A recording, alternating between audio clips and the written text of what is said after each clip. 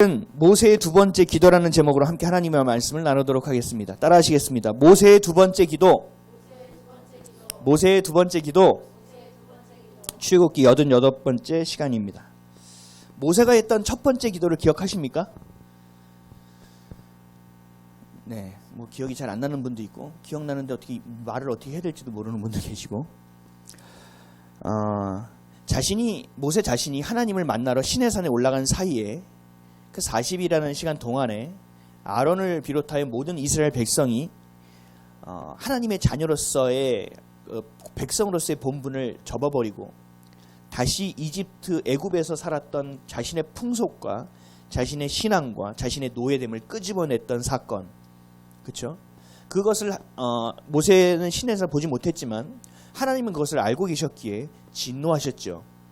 그리고 그들을 진멸하고 모세 너로부터 다시 시작하겠다고 말씀을 하셨죠. 그 배은망덕하고 그 배교하고 배도했던 이스라엘 백성에게 모세는 하나님 은혜를 기억하여 주십시오. 우리를 사랑해서 이끌어 주신 것을 기억하십시오. 홍해 가르쳐 준 것을 잊으셨습니까? 하나님 은혜를 기억하십시오. 그 사랑을 기억해 주십시오라고 해서 하나님이 그 진노를 거두십니다. 기억하시죠? 불과 지난주에 있었던 굉장히 물론 수천 년 전의 일이지만 기억하시리라고 믿습니다. 그래서 기억이 잘 안 나시는 분들도 있을 것 같아서 본문을 제가 한번 읽어드릴게요. 11절 12절이에요. 모세가 그의 하나님 여호와께 구하여 이르되 여호와여 어찌하여 그 큰 권능과 강한 손으로 애굽 땅에서 인도하여 내신 주의 백성에게 진노하시나이까. 어찌하여 애굽 사람이 이르기를 여호와가 자기의 백성을 산에서 죽이고 지면에서 진멸하려는 악한 의도로 인도해 내었다고 말하게 하시려 하나이까. 주의 맹렬한 노를 그치시고 그 뜻을 돌이키사 주의 백성에게 이 화를 내리지 마옵소서. 모세의 첫 번째 기도는 이거였죠. 그래서 하나님께서 그 진노를 거둬주셨죠. 그런데 내려와 보니 어땠어요? 내려와 보니 하나님의 진노하심이 왜 진노하신지를 모세는 눈으로 보고 귀로 듣고 온 오감을 통하여 경험하게 된 거죠. 그래서 이 민족을 바라보면서 야, 이건 하나님의 은혜를 더 이상 구할 수는 없겠다. 이건 하나님의 긍휼하시면 이건 구할 수 있는 일이 아니었구나. 이건 하나님의 백성으로서는 더 이상 할 수 있는 일이 아니야. 이들은 다시 돌아간 거야. 하나님의 백성임을 저버린 거야. 라는 사실이 이 모세의 마음 가운데, 생각 가운데 밀려왔습니다. 아마 이렇게 했을 것 같아요. 제가 생각을 하고 한번 써봤더니 이런 마음이 있더라고요. 야, 진짜 이건 아니다. 하나님 뵐 낯이 없다. 어떻게 이렇게 마음이 순식간에 변할 수 있지? 우리 광고 보면 있잖아요. 야, 사랑이 왜 이렇게 쉽게 변해? 뭐 이런 거 나오잖아요. 하나님의 자녀가 된 줄 알았더니 다시 이집트에 살던 노예의 모습이 그대로였구나. 그리고 모세는 절망했을 거라는 거죠. 저도 상담을 하고 이 제자 훈련을 하다 보면 그런 때가 있어요. 오케이. 됐네. 여기까지 됐네. 우와, 됐어. 그럼 여기서부터 이제 가면 돼. 근데 한 명도 빠짐없이 이 과정은 다 거치시거든요. 근데 다음 주에 갔더니 다시 백지야. 저 기억이 안 나세요? 네? 정말이요? 아, 그래요? 아, 그럴 수 있죠. 그리고 또 해. 근데 또 다음에 오니까 이전 것은 지나갔으니 또 다 새로운 자들이 되어 있어요. 그럼 다시 얘기해요. 근데 그 얘기하는 중간중간에 다시 되면 되는데 그 자신의 상태와 영적인 상태는 계속적으로 수렁에 빠져들어가고 있다는 거죠. 그 가운데서 제가 느끼는 절망이 있었어요. 제 마음 가운데서 느끼는 그 낙심이 있었다는 거죠. 해도 안 되네? 야, 내가 능력이 부족하구나. 이렇게 하는 게 아닌가? 내가 목회를 잘못하고 있나? 별 생각이 다 들었단 말이죠. 이 모세가 들었던 마음은, 이 절망은 이거에 수백 배였을 거예요. 아마 수천 배였을 거예요. 그래서 하나님의 진노하신 그 마음에 동의할 수밖에 없었다는 거죠. 그래서 지난주에 봤던 것처럼 그 진노라는 단어, 아프라는 단어를 똑같이 사용하면서 그 감정까지도 모세는 하나님의 감정을 느꼈다라는 거죠. 그리고 그 언약 계약을 파기할 수밖에 없는 상황이 되어버린 거죠. 하지만 모세는 여기에 머물지 않았다라는 것입니다. 다시 이스라엘의 생명을 들고 하나님 앞에 섭니다. 이게 바로 오늘의 본문의 내용입니다. 오늘 본문은 되게 어려워요. 굉장히 난해해요. 이해하기도 어려워요. 사실은 끝난 거잖아요. 진멸하겠다고 했고 또 이거 뭐 다 다시 제자리로 돌아가 버렸잖아요. 어떻게 보면 그냥 하나님께 맡기고 저는 주님 뵐 낯이 없습니다. 주님이 알아서 하십시오. 하고 있을 수밖에 없는 상황. 그럴 수 있는 부분일 수 있다는 거죠. 왜냐하면 처음 기도를 통해서 하나님께서 진노를 멈추셨고 그 진멸하지 않고 기회를 주시겠다고 하셨잖아요. 하나님에서 공은 모세로 넘어왔는데 모세는 그 하나님의 그 진노를 자기가 경험하여 더 이상은 어쩔 수 없다는 상황인 거거든요. 그런데 이 상황 가운데서 하나님께 다시 기도하겠다라는 게 모세예요.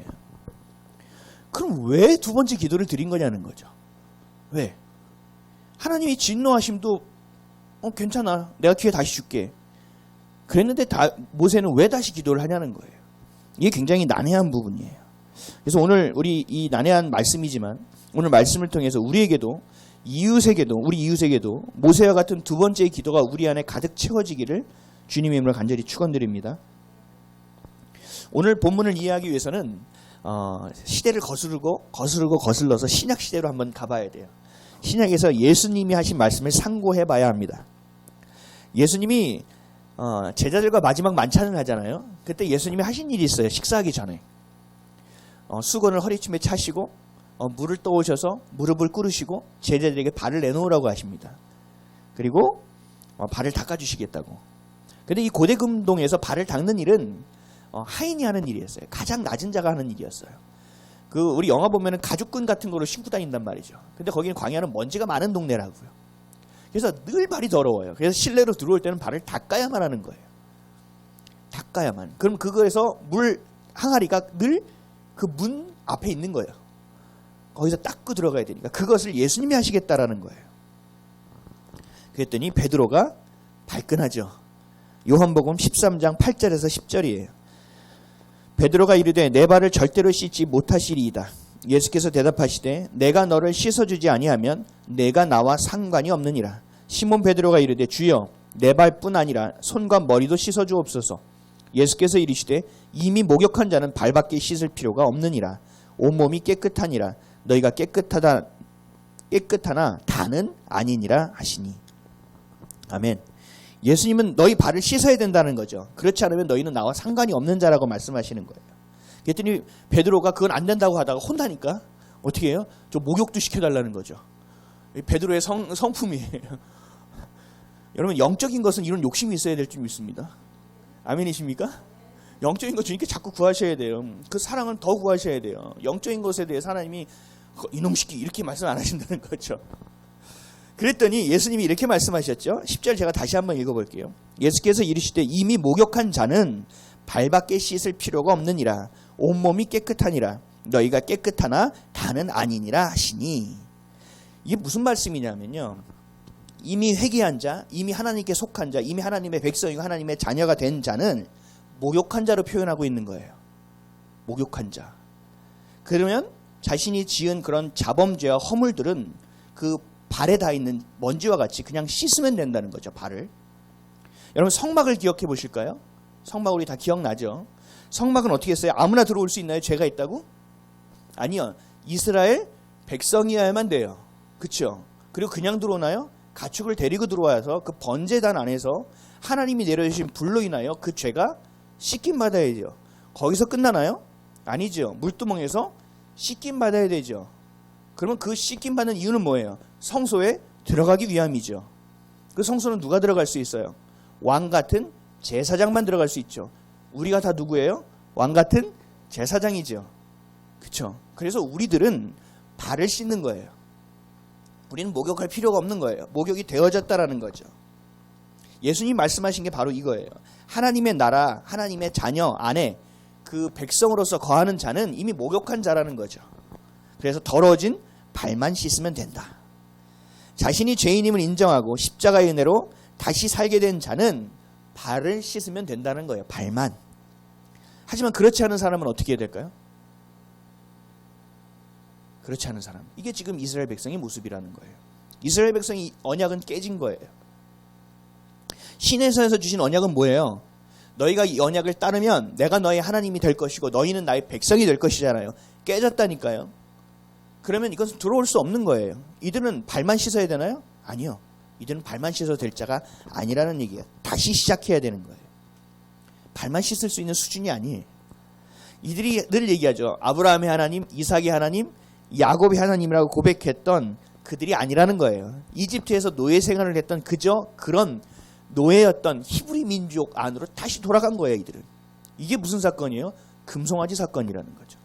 금송아지 사건은 그저 우리가 지은 어떤 자범죄적인 요소가 아니에요. 이것은 완전히 배도를 얘기하는 거예요. 배교를 얘기하는 거예요.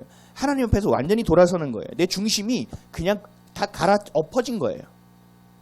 우리가 똑같은 죄를 짓고 주님 어떻게 해요? 나 이거 또 졌어요. 죄송해요. 그 죄송으로 인하여 내가 넘어지고 아파하며 주님 앞에 고백하는 회개의 수준이 아니라는 거예요. 그것이 발을 씻는다는 회개고 이것은 완전히 주인이 바뀌어버린 거라는 거죠. 다시 시작해야 돼요. 다시 목욕해야 돼요. 다시 언약을 주시기 전의 상태로 돌아가야만 하는 일이에요. 이것을 깨달은 자가 누구예요? 모세라는 거죠. 그래서 모세가 두 번째 기도를 한 거예요. 30절에서 31절 우리 다 같이 한번 읽어볼까요? 시작. 이튿날 모세가 백성에게 이르되 너희가 큰 죄를 범하였도다. 내가 이제 여호와께로 올라가노니 혹 너희를 위하여 속죄가 될까 하노라 하고 모세가 여호와께로 다시 나아가 여짜오되 슬프도소이다. 이 백성이 자기들을 위하여 금신을 만들어 싸우니 큰 죄를 범하였나이다. 아멘. 이 사건은 너무나 위험한 사건이에요. 우리 신약 성경을 보면 계속 나와 있죠. 미혹됨으로 인하여 배교하고 배도한 자들에 대해서 하나님이 얼마나 가증하게 생각하는지, 이미 그 은혜를 경험하고 그 사랑을 경험한 자가 그것을 돌아서 다시 세상으로 나간 자에 대해서 하나님이 얼마나 진노하고 계시는지, 용서받지 못할 자라는 표현까지 쓰시면서 우리에게 그 거룩함 안에 서 있으라고 계속 누누이 우리에게 권면하고 계시는 것, 이것이 왜 우리에게 권면하고 계시는지를 알아야 된다는 것입니다. 결국은 이 이스라엘 백성은 하나님을 향했던 것, 모세를 따랐던 것은 정말 그것이 믿어져서 믿음으로 올인하여 전부되어 전심으로 주님을 향했던 것이 아니라는 거죠. 경우의 수가 없었기에 어쩔 수 없었기에 계속 따랐던 것, 신앙이 아니라 어떤 종교적 행위에 불과했고 내 깊은 믿음이 아니라 삶을 살아가게 했던 처세라는 것이 밝혀지는 순간이에요. 결국 뭐냐면 이 마음의 중심에 하나님이 전부인 것이 된 게 아니라 중심인 척하며 자신들이 원하는 것들은 이 안에 다 들어있었다는 얘기예요. 이것은 신앙이 아니에요. 이렇게 종교 생활하는 사람이 너무나 널려있다는 사실을 여러분들 아셔야 돼요. 요즘을 살아가는 수많은 사람들이 이렇게 살아가요. 코로나19 안에서 우리가 볼 수 있는 유익이라는 것은 너무나 다 고통스럽고 죽어가는데 유익이라고 말하기는 참 어렵지만 영적인 차원에서 볼 때 알곡과 가라지가 명확하게 갈린다는 사실, 정말 하나님이 이 알곡들과 함께 무슨 일을 그 다음의 일을 도모할 수 있는 준비됨의 작업을 하신다는 사실을 우린 너무나 명확하게 알 수 있는 거예요. 알곡이 되시기를 바랍니다. 여러분 믿으려면요 그냥 믿어야 되는 거예요. 오늘은 내가 성깔이 나니까 오늘은 못 믿겠어. 오늘은 내가 감정이 너무 바닥을 치니까 오늘은 못 믿겠어. 이게 지금 금송아지랑 똑같다는 얘기예요. 내 감정이 내 중심에 계신 하나님, 내 십자가보다 앞서 있다라는 얘기예요. 이 금송아지가 그렇게 어려운 일이 아니에요. 우리가 순간순간 하는 일들이거든요. 그래서 급히 주님께 돌아오셔야 된다는 거예요. 전심으로 회개하고 다시 하나님을 향해 나와야 된다는 거죠.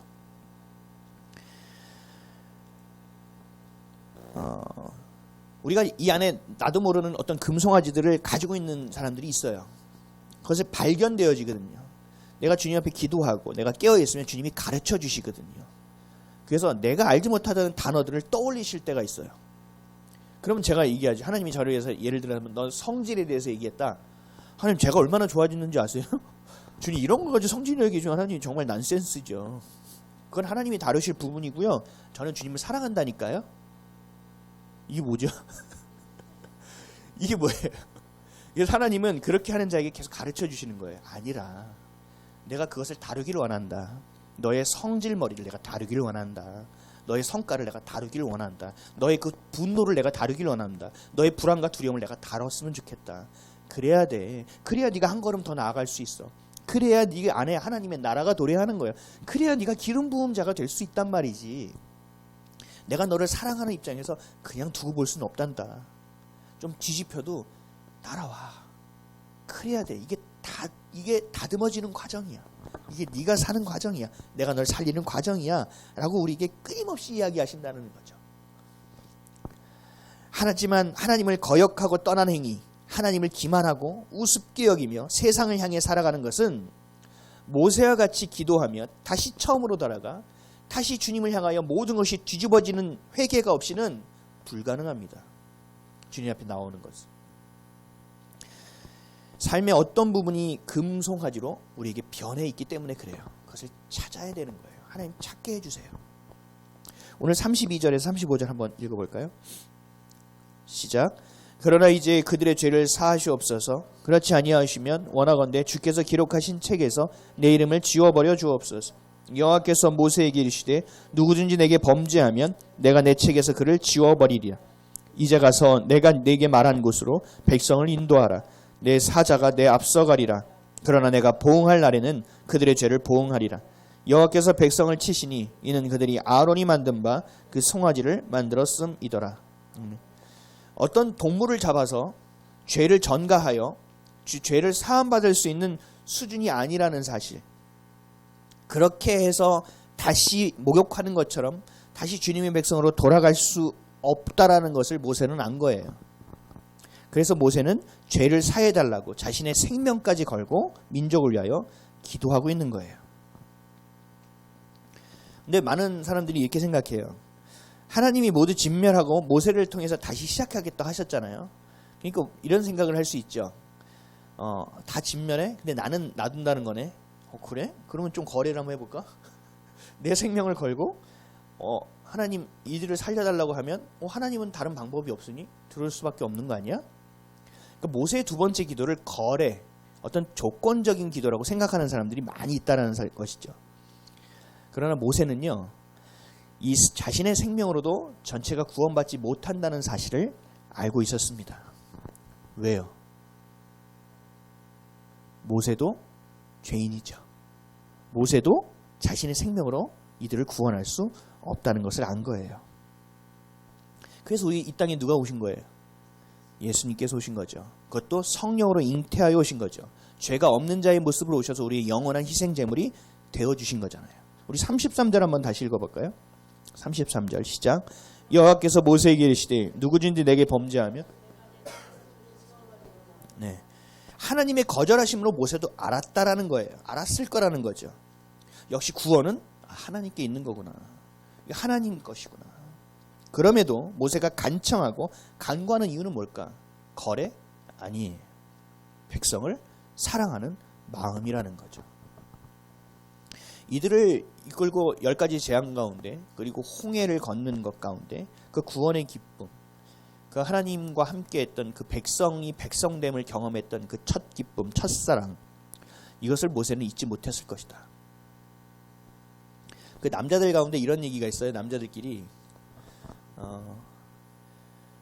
나쁜 일을 같이 해야 그 의리가 생긴다고.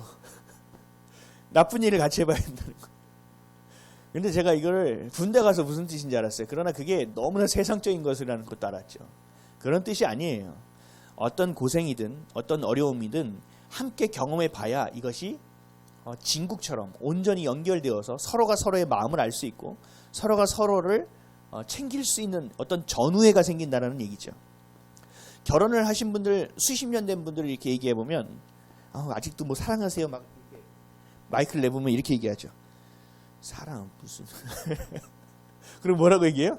정으로 사는 거야. 정으로. 또 어떤 사람은 그래요. 의리로 사는 거지. 왜요? 어떤 사랑뿐만 아니라 애증의 관계가 있는 거죠. 왜 그럴까요? 그 힘든 고비들을 같이 경험해 온 거잖아요. 제가 예전에도 그런 생각을 했어요. 제가 많은 아이들을 밖에 나가서 복재단에서 만나고 들어오면서 우리 아이들 보면서 저 아이들도 하나님의 자녀고 얘네도 하나님의 자녀인데 내가 굳이 얘네들을 더 사랑해야 하나? 이런 생각이 든 적이 있어요. 너무 어려운 아이들이 많으니까 얘를 해줄까? 내가 조금 더 꽁치고 있다가 쟤네를 도와줘야 되는 거 아닌가? 이런 생각이 든 적이 있어요. 그 아이들을 내가 좀 더 도와야 되는 것은 아닌가? 같은 사람이니까. 근데 어떤 마음이 들었냐? 내가 왜 이 아이들에게 마음이 더 가냐? 물론 피가 연결되어 있기도 하지만 얘네들하고 오래 사는 거예요.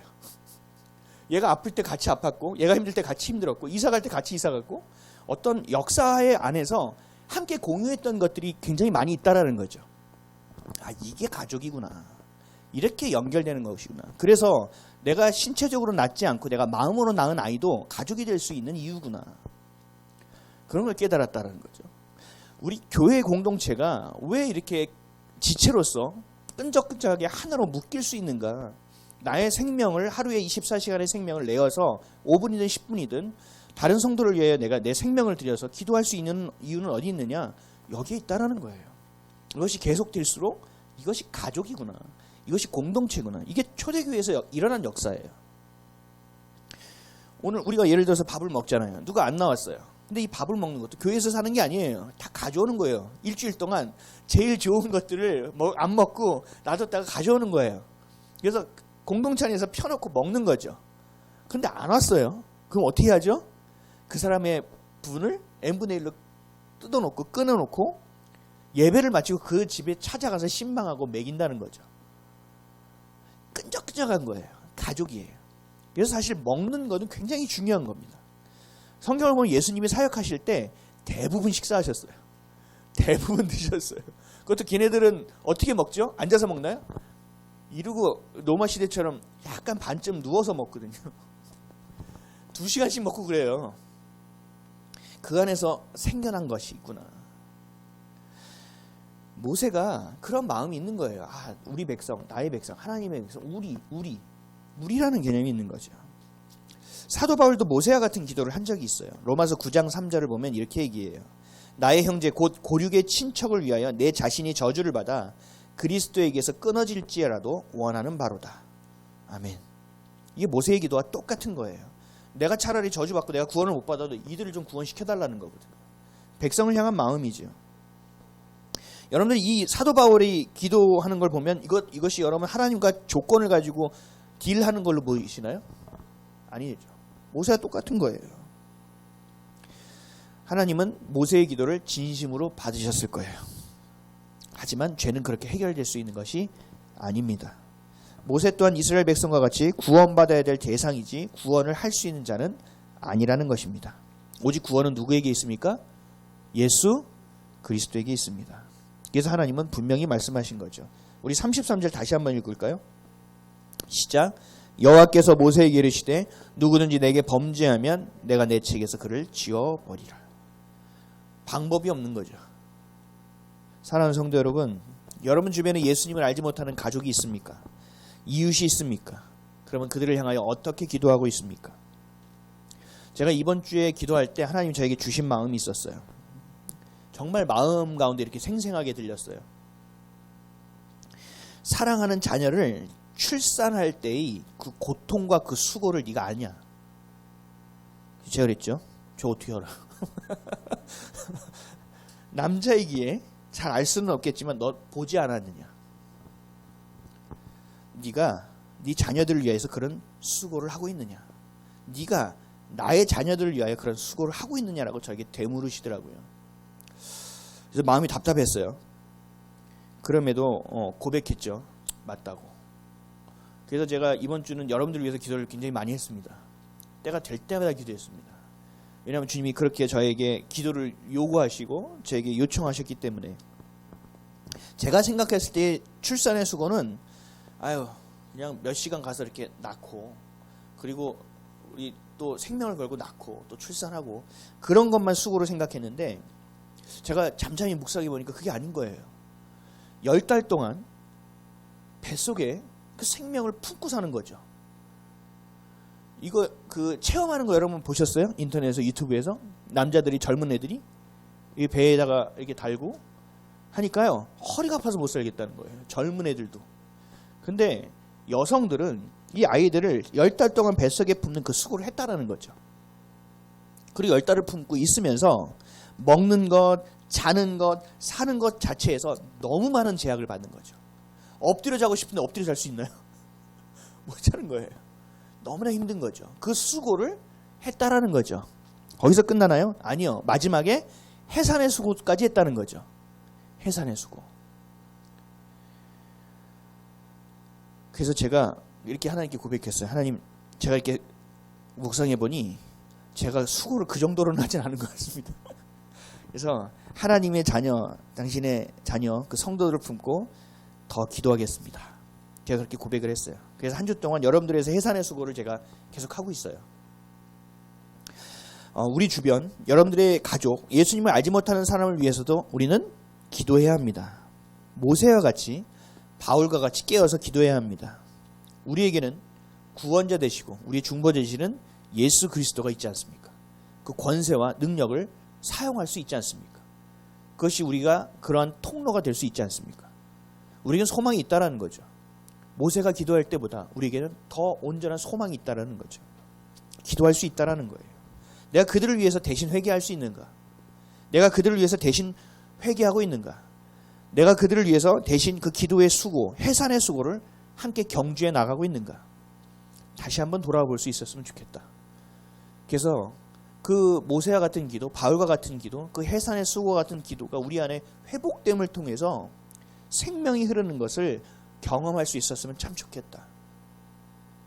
그런 진심의 마음의 기도는 주님이 안 받으실 이유가 없고, 그 기도를 받으신 주님은 반드시 그 진노를 거두시고 그를 사랑으로 다시 품는 놀라운 역사가 있을 거라는 거죠. 이것이 바로 하나님의 자녀다움이며, 이것이 바로 교회됨이며, 이것이 바로 그리스도의 마음이며, 이것이 바로 사랑임을 기억하는 저 여러분 되시기를 주님의 이름으로 축원드립니다. 근데 지난주에도 제가 말씀드렸죠. 하나님이 용서는 하시죠. 그런데 죄에 대한 대가는 치르게 하십니다. 34절 35절이에요. 다시 읽겠습니다. 시작. 이제 가서 내가 내게 말한 곳으로 백성을 인도하라. 내 사자가 내 앞서 가리라. 그러나 내가 보응할 날에는 그들의 죄를 보응하리라. 여호와께서 백성을 치시니 이는 그들이 아론이 만든 바 그 송아지를 만들었음이다. 누룩이 조금만 있어서 전체에게 영향을 끼친다는 거죠. 한번 오염이 되면 그 영역을 아예 사용하지 못하거나 그것을 잘라내야 된다는 거죠. 썩은 부분은 도려내야 된다는 거예요. 이런 전쟁 영화 이렇게 보셨어요? 그래서 총 맞고 막 이러면 이 몰핀 같은 것도 없어요. 그래서 톱을 갖고 그 다리 같은 경우, 팔 같은 경우는 잘라냅니다. 이건 보셨어요? 1917인가? 그 영화 보면 또 나와요. 그것도 영화 참 잘 만든 영화던데요. 어쨌든 그걸 잘라요. 왜 잘라요? 이 사람 고통스러운데? 아파 죽겠는데 왜 아파 죽게 만들어요? 왜 그러나요? 그 환부를 도려내지 않으면 몸이 죽는 거예요. 생명에 영향이 있다는 거죠. 죄에 대해서 하나님은 그렇게 우리를 보시는 거예요. 너의 영혼이 죄가 오염되어 너의 영혼 자체의 생명이 끝날 수도 있으니 이건 도려내야 되겠다라는 거죠. 그래서 성경에 이런 말씀이 있죠. 눈이 죄를 짓고 손이 죄를, 차라리 눈을 뽑아버리고 차라리 팔을 잘라버리는 게 낫다. 너무 과격한 말인 것 같지만 그렇지 않아요. 뭐에 대한 얘기야? 생명에 대한 얘기라는 거죠. 우리를 향한 절절한 사랑에 대한 이야기라는 것. 죄의 대가를 치르게 하셔서 다시는 그런 일이 벌어지지 않도록 환부를 도려내시는 거예요. 그리고 흔적을 남기시죠. 생명을 건지기 위함이라는 거죠. 예레미야 선지자는 이렇게 얘기합니다. 예레미야 17장 9절에서 10절. 만물보다 거짓되고 심히 부패한 것은 마음이라. 누가 능히 이를 알리오마는 나 여호와는 심장을 살피며 폐부를 시험하고 각각 그의 행위와 그의 행실대로 보응하나니. 아멘. 예레미야가 선포한 게 뭐예요? 사람의 마음이 가장 거짓되고 가장 부패한 거라는 거죠. 어디 가서 쓰레기 보고 냄새 이럴 필요 없다는 거죠. 네 마음 안에 썩은 것이 가장 심각하다는 얘기예요. 그래서 저도 기도할 때 이렇게 고백해요. 주님, 제 마음에 선한 건 하나 없습니다. 그러나 제가 드릴 것이 없어 제 마음을 드렸으면 좋겠습니다. 깨끗게 하시고 주님 사용하여 주십시오. 제가 그렇게 기도해요. 어제 제가 설교를 이렇게 막 치고 있는데 아들이 와서, 아들이라고 그랬습니다. 아들이 와서 저한테 물어봅니다. 너무 철학적인 심오한 질문하는 거예요. 아빠, 제가 나이가 먹어갈수록 제가 커갈수록 말실수를 많이 하게 되는 것 같아요. 저한테 그런 얘기를 하더라고요. 그래서 제가 이렇게 얘기했어요. 그래, 근데 아들아, 말실수라는 건 없어. 네가 생각에서 너도 모르게 나오는 것뿐이야. 네 안에 이미 있는 거야. 그랬더니 아들이 이렇게 얘기해요. 자기는 그런 생각을 하지 않았대요. 그래서 제가 말해줬어요. 생각에는 네가 느낄 수 있는 의식적인 것과 네가 느끼지 못하고도 돌아가는 생각, 무의식적인 것이 있다. 근데 이 생각은 어디서 나오냐면 마음에서 나오는 거다. 네 주머니에 똥을 넣으면 무슨 냄새가 나겠니? 똥 냄새야. 네 주머니에 꽃을 넣으면 꽃향기야. 그렇지. 네 마음에 뭐를 품고 있느냐에 따라서 너의 생각이 그것을 가지고 돌려내고, 의식적이든 무의식적이든, 그리고 그것이 순간 너의 말을 통해서 나오는 거야. 그게 사실 말실수는 없어. 너 안에 있는 것이 나오는 거야. 결국은 뭐 해야 되냐? 네 마음에 품고 있는 것이 이런 거구나라는 생각을 인지해야 된다. 내 마음에 이런 것이 담겨 있었구나라는 것을 깨달아야 된다. 그래서 우리가 어떻게 해야 되는지 알아? 깨서 기도해야 돼. 주님 도와주세요. 주님 어떻게 해야 될까요? 그랬더니 제가 기도하는 것을 찾고 있습니다. 제가 가서 기도하고 잘게요. 아빠 화이팅! 그러고 들어가더라고요. 맞습니다. 우리의 마음이 부패하면 우리의 생각이 부패하고, 우리의 생각이 부패하면 우리의 입술이 부패한 것을 쏟아놓게 되어 있다는 거죠. 오늘 아침에 이렇게 주차장 나오는데 우리 아들이 또 이런 얘기를 해요. 왜 이렇게 주차장이 더러워요? 눈이 또 왔나? 왜 청소를 안 하는 거지? 너무 더러워요 라고 얘기하더라고요. 속으로 네 방이 더 더러워. 이러다가 그렇게 얘기하면 안 될 것 같아서, 그래, 이게 아마 월요일쯤 되면 치울 건데 한 번, 두 번 걸레질해서 되는 게 아니고 쫙 한번 치워야 돼. 정리를 해야 돼. 이렇게 한번 더러워지면 또 씻고, 또 씻었는데 또 더러워져. 이게 사람이야. 사람도 똑같아. 그래서 기도할 때 꼭 회개 기도를 해야 된다? 네, 그러더라고요. 그래서 우리의 마음이 부패하지 않도록 해야 된다는 거죠. 이 마음이, 생명이 우리 마음에 있기에 우리의 마음을 지키라고 말씀하고 계시는 거예요. 그래서 이렇게 말씀하셨습니다. 빌립보서 2장 5절에서 8절이에요. 너희 안에 이 마음을 품으라. 곧 그리스도 예수의 마음이니 그는 근본 하나님의 본체시나 하나님과 동등됨을 취할 것으로 여기지 아니하시고 오히려 자기를 비워 종의 형체를 가지사 사람들과 같이 되셨고 사람의 모양으로 나타나사 자기를 낮추시고 죽기까지 복종하셨으니 곧 십자가에서 죽으심이라. 아멘. 여러분 말씀 읽으십니까? 요즘 말씀 읽고 계시죠? 2021년 저희 동원이가 지난주에 이독을 완성했습니다. 이독했습니다. 이독. 할렐루야. 근데 이독하고 할렐루야 그러는 게 아니고 아빠 뭐 사주실 거예요? 지금 어쨌든 왜 우리가 말씀을 읽죠? 하나님의 마음을 품기 위함이에요.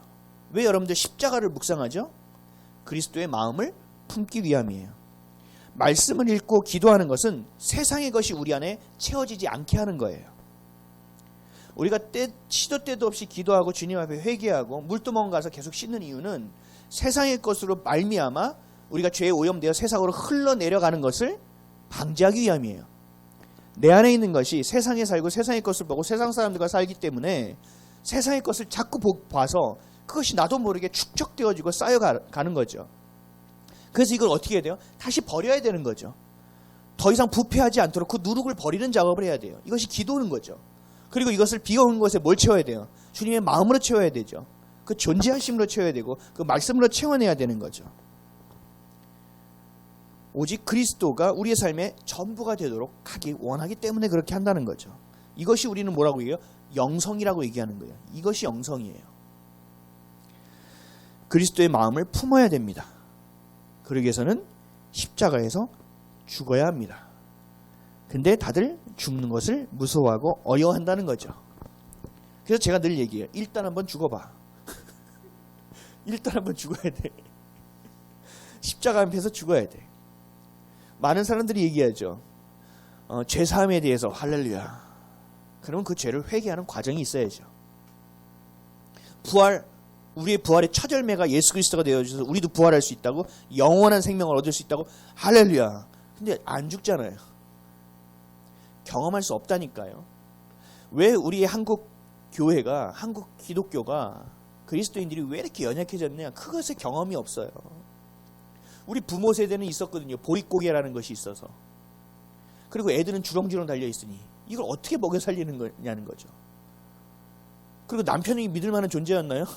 죄송하지만 그렇지 않았다는 거죠.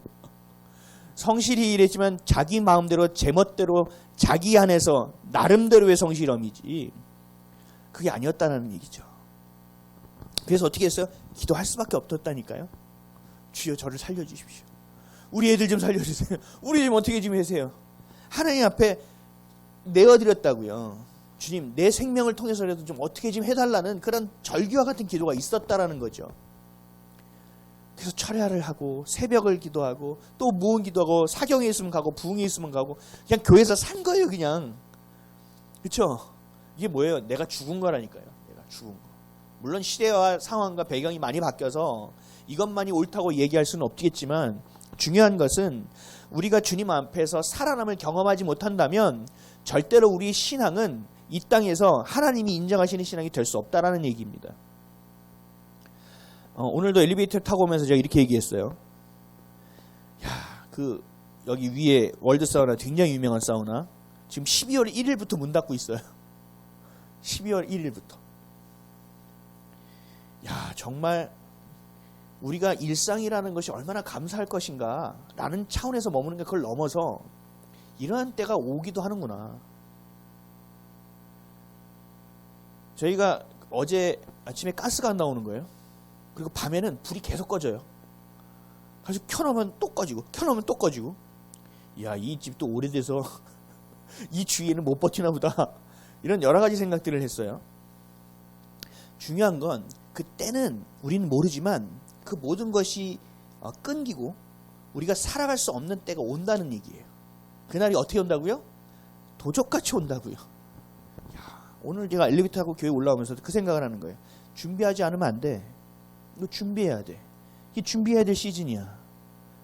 우리가 회개만 해서도 안 되고 회개하고 주님 무엇을 보리이까? 어디로 가리이까? 알게 하십시오. 주님의 마음을 품게 하여 주셔서 그 길을 향하게 하십시오. 우리에게 주신 하나님 이 시대적인 사명은 무엇이고 이 부르심의 소망은 무엇입니까? 우리를 오늘 이 자리에 여기 풍무동 이 자리에 묶어놓고 맺어놓은 이유는 무엇입니까?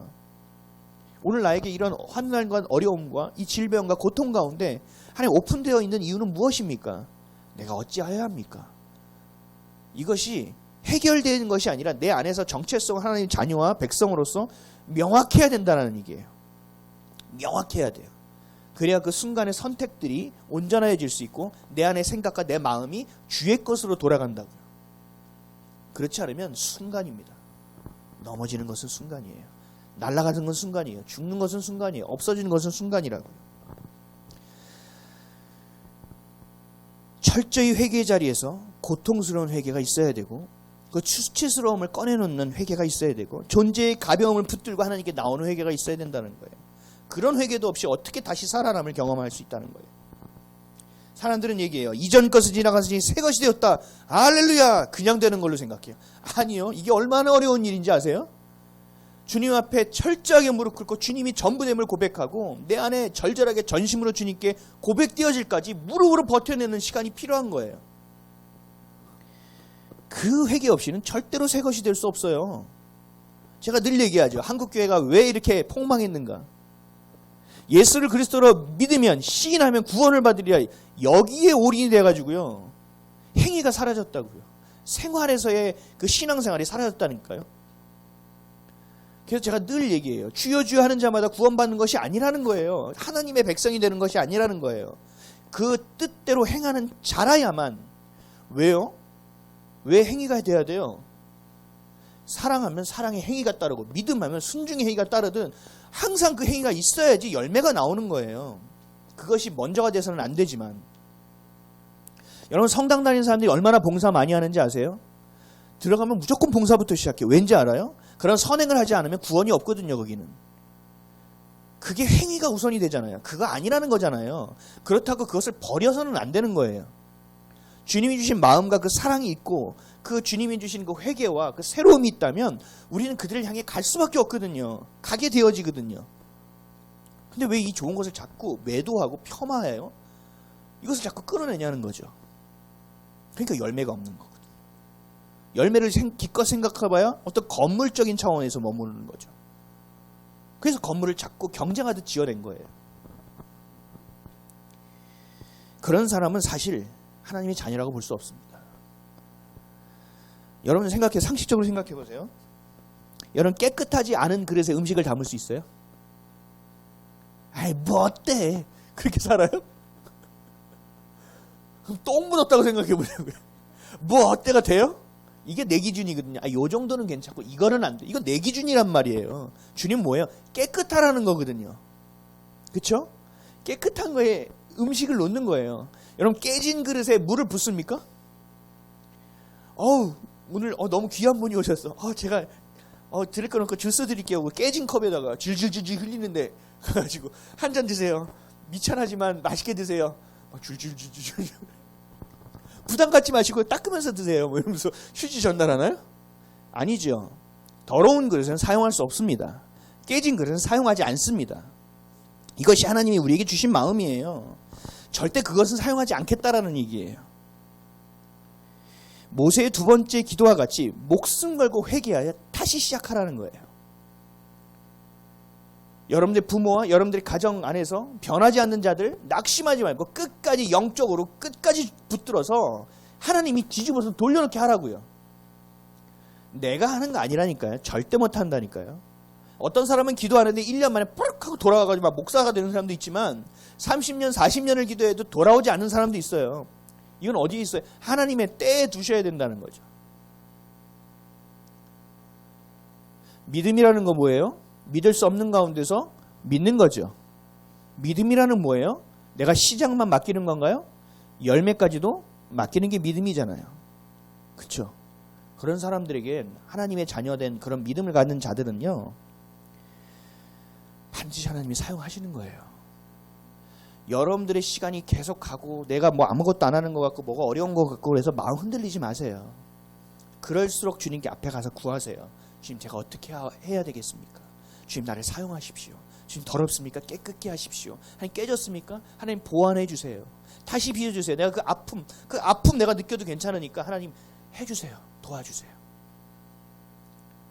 그래서 제가 늘 하는 게 요즘 아프고 환난이 오면 주님 저 아파요. 치료해 주세요. 호해 주세요. 이런 기도 안 해요. 주님 깨닫게 하세요. 저 좀 알게 해주세요. 하나님 힘들어도 괜찮으니까 뒤집어서 다시 세워주세요. 괜히 가다가 엉망진창 되지 않게 주님 처음부터 다시 세워주세요. 담대함의 기도를 하고 있어요. 사랑하는 성도 여러분, 나의 기준이 얼마나 부패해 있는지를 깨달으셔야 돼요. 제가 얼마 전에도 깨달았어요. 우리 차를 타고 예배 기도 올 때 막 다른 얘기하면 제가 막 신경이 돋아요.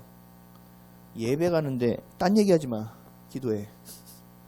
예배 가는데 좀 다른 얘기 좀 하지 마. 기도하면서 가자고 제가 이랬는데요. 하나님 2주 전쯤 저에게 무슨 마음을 줬냐면 그것도 네 기준이 아니냐는 거예요. 그것도 네 기준이라는 거죠. 그 별 다는 것도 그랬어요. 제가 별 달고 툭툭 돌아다니면서 근데 기도하는데 그것도 네 기준이라는 거죠. 그렇잖아요. 그들의 마음은 나를 향해 있다라는 것을 알면 된다는 거죠. 또 다신 분들은 안에서 하나님이 또 주신 깨달음을 받으셔야 되고 내 기준이 그러니까 내 마음이 얼마나 부패 있는지를 알아야 된다는 거예요. 그러니까 주님 앞에 겸손하게 나아갈 수밖에 없는 거예요. 주님 앞에 늘 겸손하게 겸비하여 나아갈 수밖에 없는 거죠. 자신의 기준이 얼마나 부패 있는가. 근데 이것도요 1단계예요. 여기서 따지는 것이 아니에요. 그냥 이해가 되든 안 되든 어떻게 되는지 아세요? 그냥 겸손하게 무릎 꿇어야 되는 거예요. 가르쳐 달라고.